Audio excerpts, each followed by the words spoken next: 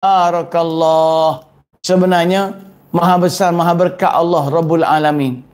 Apa makna tu cikgu? Tabarakallah Rabbul Alamin. Iaitu seringkali dalam hidup kita, kita mencari keberkatan daripada selain daripada Allah. Ha? Apa makna tabarakah? Kebergantungan. Maksudnya gini cikgu. Ayat tu, dia bagi tahu kita, dia kata, tabarakallahu Rabbul Alamin. Tabarakah tu hak cikgu Zakaria sebut tadi apa? Berkuasa. Maha kuasa.